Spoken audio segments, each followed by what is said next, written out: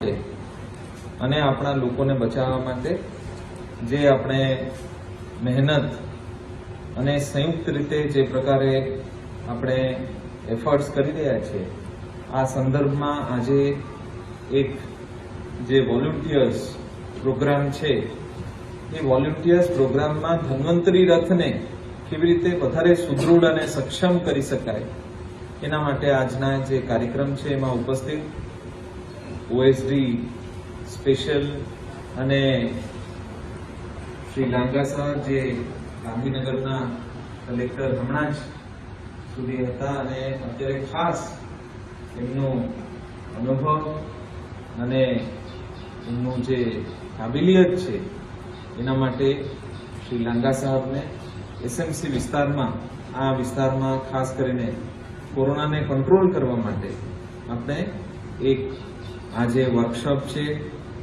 એમાં ઉપસ્થિત લાંગા સાહેબ મહેશભાઈ સવાણી જે આ વિસ્તારમાં ખૂબ જ જ્યારથી આ કોરોના મહામારી માર્ચ 17 તારીખ પહેલા જે કોરોનાના કેસ આવ્યા હતા એ દિવસથી જે શરૂઆત આપણે કર્યા છીએ ત્યારે મહેશભાઈ છેલ્લા 3 મહિનાથી આપણા જેવા લડાઈ દરરોજ કરી રહ્યા છે અને આજે આપણા બધાના સાથે આપણે ભેગા થયા છે કેવી રીતે આ લડાઈને આપણે આગળ વધારવાનું અને કોરોનાને કેવી રીતે માત આપવાનું એના માટે આજે આપણે બધા ભેગા થયા છે એ સંદર્ભે આપણા તમામ ઝોનલ ચીફશ્રીઓ કતારગામ વિસ્તારના શ્રી ડીએમ પટેલ, વરાછા બી વિસ્તારના શ્રી એનવી ઉપાધ્યાય અને વરાછા એ વિસ્તારના શ્રી જરીવાલા,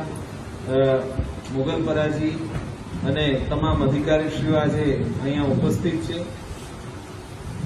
મિત્રો, આ એક ખૂબ કપરી પરિસ્થિતિ છે, ખૂબ ગંભીર પરિસ્થિતિ છે. સુરતમાં જ્યાં સુધી લોકડાઉન હતું આપણે બહુ કંટ્રોલ કરીને રાખ્યા કોરોનાને. દરરોજ 35-40 કેસ આવતા હતા. અત્યારે જ્યારે રિલેક્સેશન થયું ત્યારે લોકોને એ રીતે લાગ્યું કે કોરોના તો નીકળી ગયો છે, કોરોના જેવું કંઈ છે જ નહીં. એટલે લોકો થોડા એ થઈ ગયા. મને યાદ છે કતારગામ અને વરાછાના આપણને સૌથી વધારે ટેન્શન હતી કે પહેલા સમયમાં કતારગામ અને વરાછામાં આગ લાગશે, પણ કતારગામ અને વરાછામાં લોકો ખૂબ અવેર હતા, ત્યારે ખૂબ ત્યારે બીક હતી, ખૂબ ત્યારે ડરતા હતા. પણ પછી મેં 18 પછી બધા લોકોને એવું લાગ્યું કે આ તો કઈ છે નહીં અને ભોગવવા માટે પણ સૌથી વધારે પડી. આપને કહું કે જે અત્યાર સુધીના સૌથી વધારે કેસીસ એ કતારગામમાં થયા છે.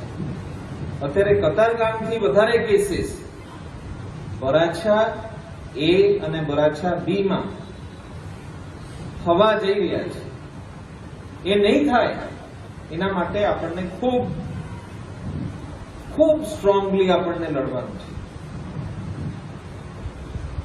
વરાછા એ અને વરાછા બી વિસ્તારમાં ખાસ કરીને મેં અત્યારે પૂણા ગામ, પૂણા સિવાડા, સરથાણા સીમાડા આ બધા વિસ્તારોના હું મુલાકાત લઉં છું અને આ વિસ્તારમાં સૌથી વધારે કેસ, ઘેરે ઘેરે કેસ થાય છે. એ સંક્રમણને આપણે નહીં રોકી શકાય? રોકી શકાય. કેમ રોકી શકાય? રોકવા માટે આપણા પાસે ઉપાય છે. પહેલો ઉપાય, આ જે કોરોના છે એ કોરોના નો જે વાયરસ છે એ એક મૃતપ્રાય વાયરસ હોય છે. એનું પોતાનું જીવન નથી હોતા. એને કોણ આગળ વધારે છે? એને કોણ આગળ વધારે છે? કોરોનાનું તો કઈ છે નહીં, એ તો મૃતપ્રાય છે. તો કોરોનાને આગળ કોણ વધારે છે કે કોરોના આગળ વધે છે? કોરોના આગળ વધતા નથી, માણસ એને આગળ વધારે છે. માણસ કહે છે કે હું આવી ગયા છું, આવી જા તું, એટલે માણસ પોતે કહે છે કે ચાલ હું તને આગળ વધારું છું. અગર વ્યક્તિ ઈચ્છે તો કોરોના કોઈ પણ રીતે આગળ ના વધી શકે. હા ઠીક છે, કર્મચારીઓ છે, ડોક્ટરો છે, એ બધામાં કોરોના, વોલેન્ટિયર્સ છે, એ બધામાં કોરોના આવી શકે. બટ જે સામાન્ય લોકો છે એ લોકોને કેવી રીતે કોરોના આવી જાય? કારણ વગર કોરોના આવી ગયા. કારણ વગર કોરોના નહીં આવે, આપણા પાસે કાળજી તો લેવા જોઈએ. લોકો કાળજી લેતા નથી. લોકો બેફામ બહાર નીકળી જાય છે અને લોકો એના માટે ખૂબ ખૂબ જે કાળજી લેવા જોઈએ એ સૌથી જરૂરત છે અત્યારે, અને એને આપણે કેવી રીતે માત આપીએ. હું આપને 3 વસ્તુ કહીશ. 3. પહેલી વસ્તુ, કોરોના ક્યાં થઈ શકે, ક્યાં ના થઈ શકે. કોરોના અંદર અગર ઓફિસ હોય, બહુ સારું ઓફિસ, મજાનું ઓફિસ હોય, હા એમાં વાંધો નથી, બધા લોકો માસ્ક પહેર્યા છે, એમાં વાંધો નથી. પરંતુ એક બંધ કમરામાં અગર એટલા લોકો બેઠા હોત અને 1.5 કલાક સુધી આ મીટિંગ ચાલ્યા હોત તો એમાંથી ઘણા બધાને કોરોના થઈ ગયા હોત. આપણે સારું છે કે આપણે ઓપનલી બેઠા છીએ, એટલે ઘરની અંદર તમે માસ્ક ખોલી શકો. ઘરમાં કેટલા લોકો છે? 5, 10, 15, બસ, બરાબર છે. અને ઘરના લોકો એક ગ્રુપના લોકો છે, એક ગ્રુપના લોકો. પણ ઓફિસમાં તમે બેઠા હોય તો બીજા માણસ કોણ આવ્યા, કોણ ગયા, એ તમને ખ્યાલ ના હોય. અને એમાં એસી ચાલતું હોય, અંદર બેઠા હોય તો એમાં બહુ વધારે સંક્રમણ થવાની શક્યતા રહેલી છે. એટલે અંદર અગર આપણે રહીએ એસી ના અંદર, ઘરના અંદર, ઓફિસના અંદર, રેસ્ટોરન્ટના અંદર, બર્થડે પાર્ટી કરીએ, બહુ મોટું હોલમાં એસી ચાલતું હોય, મ્યુઝિક ચાલતું હોય અને એ એર કન્ડિશન એકને થાય તો બધાને થાય. ગઈકાલે આપણા એક વ્યક્તિને થયા છે, મેં પૂછતા હતા કેવી રીતે થયું ભાઈ, એટલે કહેતા હતા એ બધા પરિવારો મળીને એક બર્થડે સેલિબ્રેશન કર્યા, એસી રૂમમાં કરો તો થઈ જાય. એટલે અંદર કોઈ પણ રીતે અજાણ્યા લોકો ઓફિસ કે એવા વ્યવસ્થામાં વેન્ટિલેશન જરૂરી છે. વેન્ટિલેશન લોકોને અગર મજા જોઈએ, આ સમય મજાનું નથી, એસી નું નથી આ સમય. આ સમય એ રીતે જે રીતે ખુલ્લું વાતાવરણમાં રહી શકાય એ વધારે સારું. નંબર 1, અંદર હોય તો વધારે સંક્રમણનું ચાન્સ છે, બહાર હોય તો ઓછા સંક્રમણનું ચાન્સ છે. નંબર 2, ગીચતા વધારે હોય. દાખલા તરીકે આપણે થોડું ખુલ્લા બેઠા છીએ, આપણે જેટલું નજીક બેસીશું એટલું વધારે સંક્રમણનું ચાન્સ, જેટલું નજીક એટલું વધારે સંક્રમણનું ચાન્સ, જેટલું દૂર એટલું ઓછા સંક્રમણનું ચાન્સ. એટલા માટે આપણે કહીએ છીએ સોશિયલ ડિસ્ટન્સિંગ. સોશિયલ ડિસ્ટન્સિંગ એટલે બીજું કંઈ નહીં, જેમાં ગીચતા વધારે હોય એમાં વધારે કેસીસ. લિંબાયતમાં વધારે કેસ થયા, કેમ? કારણ કે ગીચતા હતી. કતારગામમાં વધારે કેસ થયા, કેમ? લોકો બેદરકાર હતા. દરેકનું કારણ અલગ છે. કતારગામમાં વધારે કેસ એટલા માટે થાય કારણ કે લોકો બેદરકાર છે.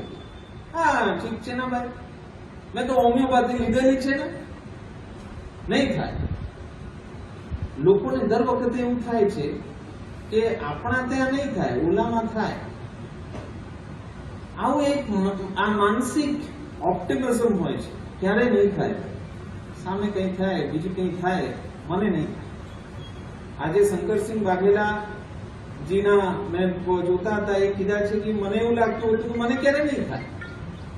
લોકોને એ ભ્રમમાં નહીં રહેવા જોઈએ કે મને નહીં થાય. વાયરસ જોતા નથી કે કોણ છે, બધાને થઈ છે. એટલે જેટલું સામાજિક દૂરતા આપણે રાખી શકીએ એટલું સારું. જેટલું દૂરીમાં વાત કરીએ તો થોડા દૂરમાં વાત કરીએ.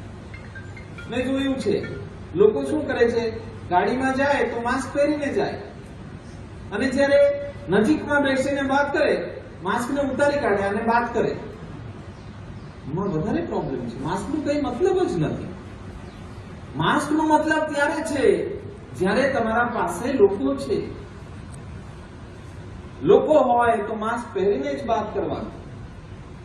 જમવાનું હોય તો વિનંતી છે કે એકલા જ જમવાનું, બહારના લોકો સાથે નહીં જમવાનું મહિના સુધી. ચાલો ને આજે પિકનિક કરીએ, ચાલો ને આજે જમીએ, આ બધું નહીં થાય. થાય તો લોકો ઓક્સિજન ફાંફા મારે, વેન્ટિલેટર જવું પડે, ઘણા બધા લોકોના મૃત્યુ પણ થઈ ગયા. જરૂરત નથી. આપણે સંયમ રાખીએ, ધીરજ રાખીએ. એટલે સેકન્ડ વસ્તુ જે છે એ છે કે આપણે ગીચતા અને ઓછા ગીચતા. ઓછા ગીચતા વધારે સારું દર વખતે. ત્રીજી વસ્તુ છે કે કોરોનાનું સંક્રમણ જે છે એ કેવી રીતે વધી શકે. એ એટલા માટે વધી શકે કે લોકો માસ્ક જે છે એ માસ્ક પહેરતા ના હોય. એટલે માસ્કનો સંપૂર્ણપણે ઉપયોગ કરવાનો. જે વિસ્તારમાં થયું છે એ વિસ્તારના કોઈ પણ વ્યક્તિ બહાર આવે તો માસ્કનો ઉપયોગ કરવાનો. અને પોતાના હાથ જે છે, આ જે સેનિટાઈઝર છે એ સેનિટાઈઝર છે, પણ કેટલા સેનિટાઈઝરમાં હોઈ શકે કે 70% થી ઓછું આલ્કોહોલ હોય.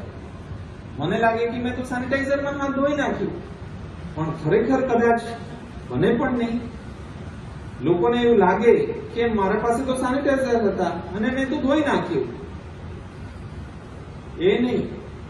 સૌથી શ્રેષ્ઠ છે કે 20 સેકન્ડ સુધી સાબુમાં સુમન પદ્ધતિથી હાથ ધોવાનું. સુરત મહાનગરપાલિકા પદ્ધતિ. સુરત મહાનગરપાલિકા શું સીધા SU, S માં સીધા, U માં ઉલટા અને M માં મુઠ્ઠી, બરાબર. A માં આંગળી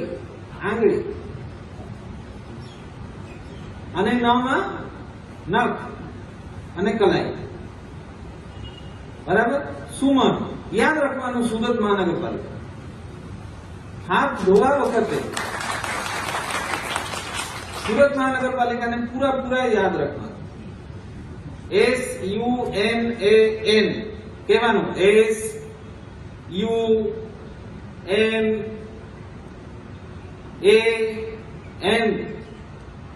નખ અને છેલ્લે કલાઈ પણ સાફ કરવી. તો એ જે ઉપાય છે એ ઉપાય સૌથી શ્રેષ્ઠ છે. કાંઈ નહીં થાય. મનુષ્ય કેટલું મહાન છે. મનુષ્ય નક્કી કરે એટલે વાયરસ એના ઉપર બેસે ના બેસે. લોકો બેદરકાર છે, લોકો ધ્યાન રાખતા નથી. તો સૌથી શ્રેષ્ઠ ઉપાય શું છે? મેડિસિન की જાણકારી? મેડિસિન ઉપાય નથી. પહેલી વસ્તુ છે કે અગર ના થાય તો વધારે સારું ના થાય. મને અત્યારે એક કોઈએ પત્રકારશ્રીએ ફોન કર્યો કે મને પોઝિટિવ થઈ ગયું. તમે તો દરરોજ લખો છો. જાણકારી કરતા સૌથી અગત્યનું વાત છે કે સિરિયસનેસ. હું મારા હાથ જ્યાં સુધી સાફ ના થાય ત્યાં સુધી મોઢા ઉપર નહીં લઈશ. એ સંકલ્પ કરીને કરાવવું પડે. એ જાણકારી લોકોને તમે આપો તો એ ધન્વંતરી રથ મારફત સૌથી શ્રેષ્ઠ જાણકારી આ છે. ધન્વંતરી રથમાં જેટલા લોકો આવે છે એટલા લોકોને કહેવાનું indoor versus outdoor, AC versus non AC, social distancing versus high density, mask versus non mask. એ વસ્તુ લોકોને કહેવું પડશે. અને જે લોકોને થઈ ગયા છે એ લોકોને આપણે એવું નહીં કહીએ કે આ તો પોઝિટિવ છે. નહીં, એ આપણા જેવા વ્યક્તિ છે. એટલે જેને થઈ ગયું છે એના પાસે અનુકંપા રાખીએ અને એમને જે કંઈ મેડિસિન છે એ ધન્વંતરી રથમાં છે, આપણા પાસે વ્યવસ્થા છે. એમને એ મેડિસિન આપે, સાજા થઈ જશે. લગભગ લોકો સાજા થઈ જાય છે. કેટલા લોકોનું ભાગ્ય ખરાબ થાય તો એ મૃત્યુ થાય છે. પરંતુ લોકો ઘેરે રહીને અને એ ઘેરે રહીને એ સાજા થઈ શકે. તો એના માટે જે દવા છે એ દવા આપણા ધન્વંતરી રથમાં છે. 3 પ્રકારનું દવા ધન્વંતરી રથમાં રાખીએ છીએ: એલોપેથી, આયુર્વેદ અને હોમિયોપેથી. જેમને જે ઈચ્છા હોય. આયુર્વેદ અને હોમિયોપેથી એ લોકોના માટે છે જે લોકોના કઈ લક્ષણ નથી, એટલે એમનું ઇમ્યુનિટી બૂસ્ટ કરવા માટે. અને એલોપેથી એ લોકોના માટે છે જેને કઈ શરદી, ખાંસી, તાવ કે બીજું કઈ હોય એના માટે ઓલા મેડિસિન છે. 2 પ્રકારના મેડિસિન આપણે રાખીએ છીએ, કઈ નથી હોતા અને કઈ થાય છે. એટલે ધન્વંતરી રથમાં 2 પ્રકારનું લાઈન થાય. જેના સસ્પેક્ટ છે, એટલે જેના શરદી, ખાંસી, તાવ એવા હોય એ અલગ હોય છે, એટલે એ લોકોને આપણે એલોપેથી દવા આપીએ. અને જેને સંપૂર્ણપણે આયુર્વેદ અને હોમિયોપેથી આપીએ એ અલગ લાઈન હોય છે. કારણ કે એ બંને આપણે ભેગા કરી નાખીશું તો એનું સંક્રમણ એને લાગી શકે.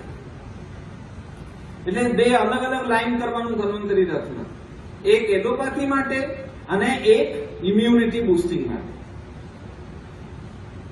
અને બીજું એક સૌથી અગત્યનું વાત કે જેને શરદી, ખાંસી, તાવ અથવા અશક્તિ અથવા કોઈ પણ હોય ને તો એનું સાર સંભાળ લેવાનું, પરંતુ આપણે માસ્ક પહેરવાનું, આપણે થોડું ગાર્ડ પહેરવાનું અને એમનું સાર સંભાળ લેવાનું. નહીં તો શું થાય છે, ઓલા મિત્રો મળે છે ને, યંગ લોકો ભેગા થઈને કહે છે કાંઈ નથી થયું, આ તો એ છે, અને 2 દિવસ પછી જોઈએ તો બધાને થઈ ગયું. કાળજી નથી લેતા. એટલે કોઈને પણ એવા લક્ષણો હોય તો એવું માનવાનું કે હોઈ શકે કે કોરોના અત્યારે બધી જગ્યાએ છે, અહીંયા પણ હોઈ શકે. 2 પ્રકારની વસ્તુ છે. બહુ કેટલા લોકો છે જેના ઇમ્યુનિટી ઓલરેડી છે. ઇમ્યુનિટી ઓલરેડી હોય તો એ સાજા થઈ ગયા. પણ બીજા એક ડાયાબિટીસ વાળા, હાઇપરટેન્શન વાળા, હાર્ટ એટેક વાળા બીજા માણસ છે તો એમની પકડી લે તો એમનું જાન જોખમ. એટલે જે યુવાન લોકો છે એ લોકોને વધારે કાળજી રાખવું જોઈએ કે વડીલોને ના થાય. એ આપણી સર્વશ્રેષ્ઠ કાળજી રાખવી પડે. એટલે ધન્વંતરી રથ જે છે એ ઘેરે ઘેરે જઈને આપણે લોકોનું સેવા કરીએ, લોકોને આ વિષય ઉપર વધારે માર્ગદર્શન આપીએ. મેડિસિન બધું છે, આપનું સહયોગ જોઈએ.